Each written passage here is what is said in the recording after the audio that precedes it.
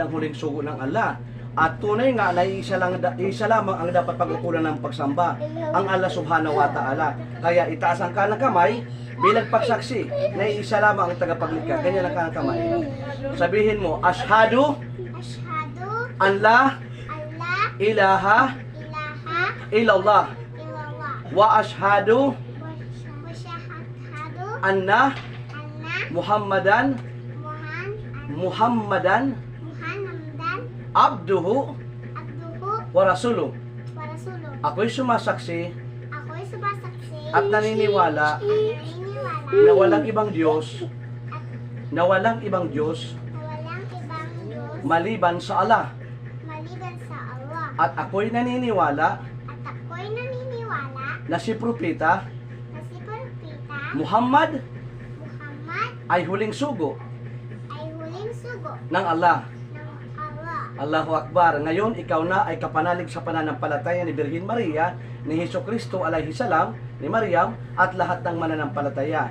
Sa awat habag ng Allah, sumunod tayo sa utos ng Allah at pamamara ng propeta. Mula ngayon, hanggang sa huling hibla ng ating buhay, tayo ay sumunod tumalima nang magtagumpay tayo sa kautusan, magtagumpay tayo dito sa mundo tungo sa kapilang buhay na ipagbawal sa atin ang impyernong apoy at manirahan tayo sa paraiso na kung tawagin ay Jannah Paradise.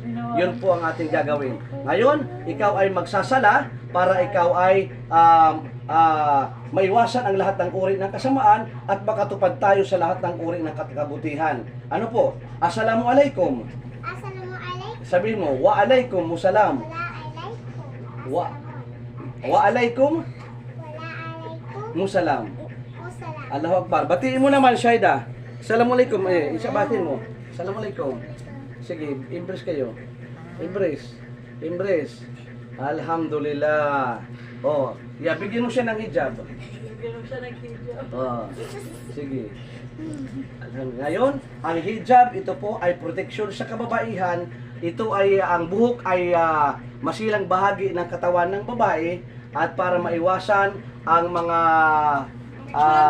okay. Sige nga, harap dito. Yes.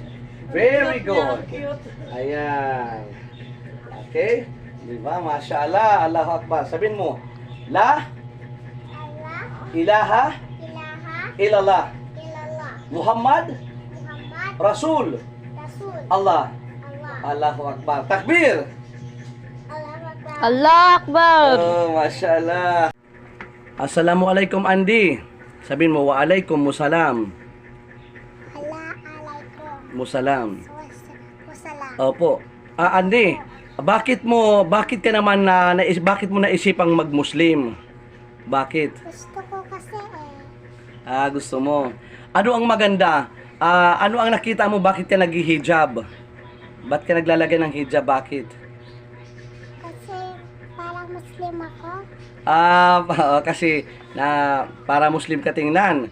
At saka sa palagi mo, nung makita mo sa salamin na ikaw ay nakahijab, ano ang nakita mo? Cute naman. Cute naman. Mashallah. Ilang taon ka na? 5 years old. Yan, very good. Di ba mas maganda ka pag nakahijab? Kaysa yung walang hijab, di ba? Okay. Tapos, kumusta naman? Okay lang. Nung ikaw ay unang nagsala, nagpray, ano ang napansin mo? Para kasi nasa simbahan ako.